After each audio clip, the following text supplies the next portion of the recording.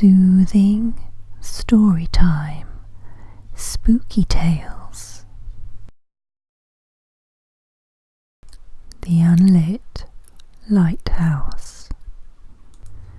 The creatures of nature had gathered by the Tree of Colours to tell spooky stories. Soon began. A long time ago, there was a small village on the coast called Dealstone. It was nestled in the curve of a steep hill, the highest point of Dealstone, perched right at the very top of the rocky hill where the wind blew its hardest. The hill was filled with little houses all the way down to the shore. Further along the shore from the village there was a rocky outcrop, higher than any house in the village. Upon that, years ago, a lighthouse had been built. The lighthouse needed wood to burn in a great fire at the top of the lighthouse, so it could light the way for ships at night, as the sea round the shore was littered with many jagged rocks that would tear away the bow of any ship that hit them. The people of Dealstone were paid to maintain the lighthouse and keep the flame going at night, every night, whatever the weather, for no one knew when a ship would be passing. But the people of Dealstone became greedy and lazy. No ship had sunk for a long time, and they had forgotten the consequences of not lighting the fire at the top of the lighthouse.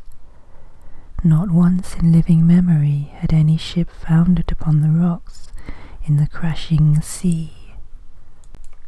The supply of wood was sent as usual for the lighthouse, and the greedy villagers used it to light their own fires in their houses.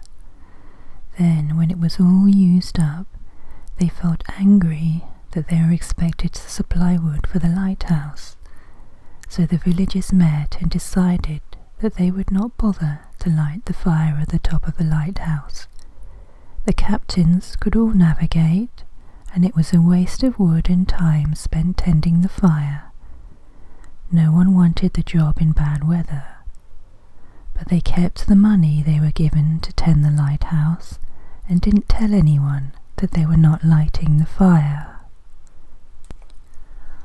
Well, of course, a ship came at night, knowing that there was a lighthouse, expecting to see the light when they were close to the dangerous rocks, but there was no light. The ship smashed into the rocks in a stormy sea, and all on board went down into the cold, deep water. So deep was the water around the rocks that no sign of the ship was to be seen. The villagers did not know about the sunken ship. They were all snug in their beds in their warm houses. All they heard was the sound of the rain on their windows. The next night a mist rolled into the village like waves, faster than anyone had ever seen. It rolled up the hill even to the houses at the very top of the village. All Dealstone hid behind their windows and said they did not want to leave their houses in such thick fog. The mist rolled in again and again, melting away before the next wave, getting higher and higher at the windows till it was as if the houses were under water, then fading away again, leaving only the light of the moon on the wet roads and walls. In the morning it was all talked of, but then forgotten as just another trick of the sea. The next night the mist rolled in like waves again and again, pushing at the houses. The mist rose up and down again at the windows like houses drowning, and then swept back out again, leaving all the roads clear and cold. The air was still. The villagers watched again, but they couldn't see further than their lit windows. The moon was covered by dark clouds. No light shone out from the lighthouse. This time they muttered that the sea was a strange creature, but as it was a cold night, they were better off indoors.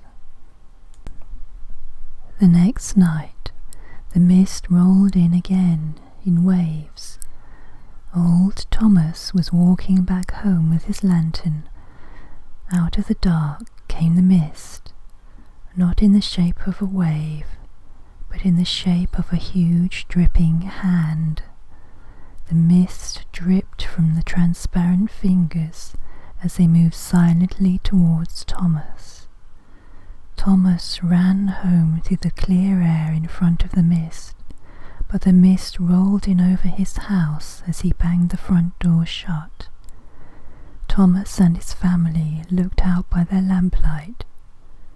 Fingers of white mist clawed down the window pane, turning into sparkling streams of cold water flowing down the glass.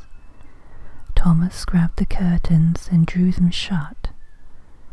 None in the house spoke again that night, but all waited by the fire in the hearth, with every lamp on that they had in the house. Only in the morning did they open the curtains and look out.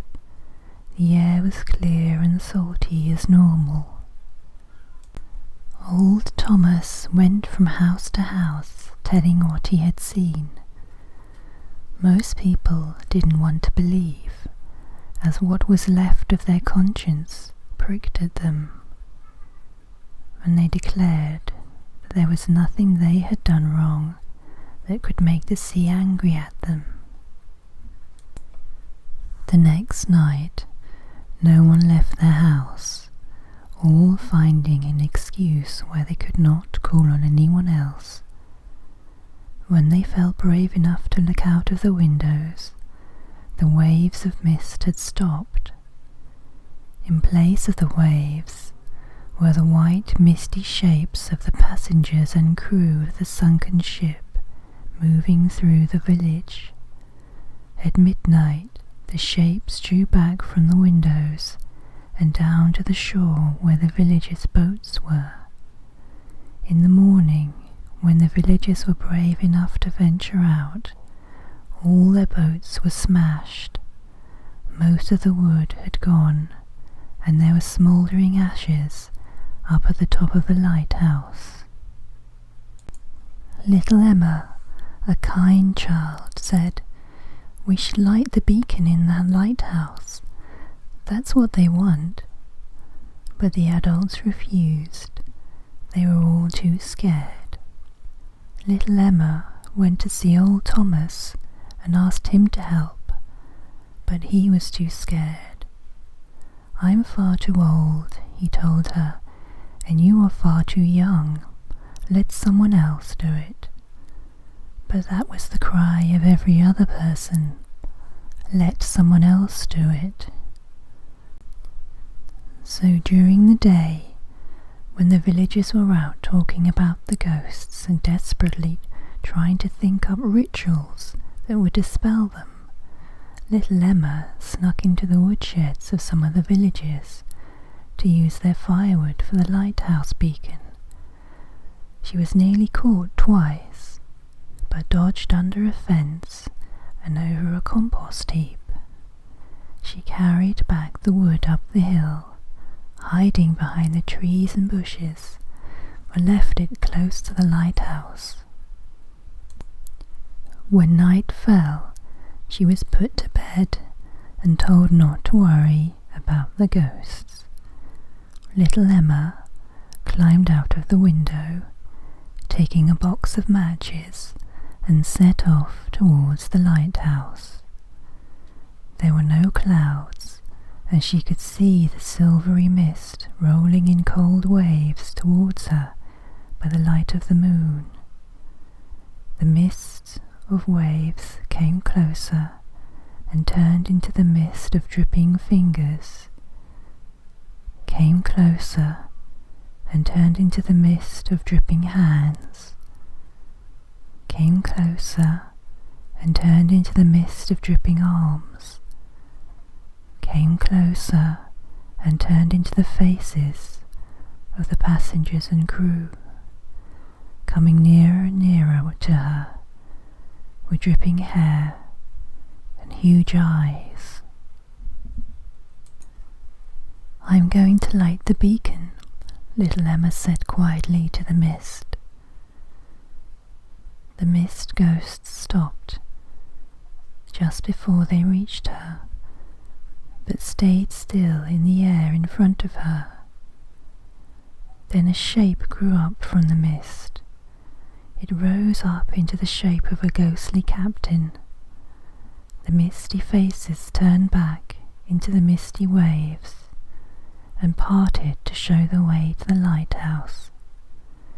The captain walked beside little Emma to the lighthouse. She climbed up the stairs. At the top, the ghost captain was waiting. The wood she left close to the lighthouse had appeared, piled up at the top of the beacon, ready to light. Little Emma took her matches and she lit the beacon. All night she stayed there, feeding more wood to the fire. Shapes came out of the mist to watch, and some tried to warm their hands at the fire. The villagers looked out and saw the beacon was lit, saw there was a person up there, and saw what little Emma could not see, saw the whole ghost ship moored at the bottom of the lighthouse, its deck level with the sea, the ghosts on board sinking down through the deck and rising up out of the sea to climb the steps of the lighthouse. As the light of dawn came, the captain appeared again to little Emma, and he smiled, and then they all vanished. Many of the villagers ran away as soon as the sun came up, never to return to the village. Others took all the wood they had and piled it up for the beacon at the bottom of the hill. It took a week before any villager but little Emma would go up at night to light the beacon and keep the flame going, for the ghost ship was still there under it. The ghost ship was always there, but only the villagers could see it. Any passing travellers, when told the story, who looked out at night to see, only saw a little mist on the sea in front of the lighthouse, and thought the villagers were superstitious people, but honest people, and very careful that no passing stranger was in any danger, and that they were always very careful about lighting the beacon. A kind people, with a slight look of worry behind the eyes. Little Emma grew up, lived in the village for the rest of her life, and was kind to all till her dying day. The end.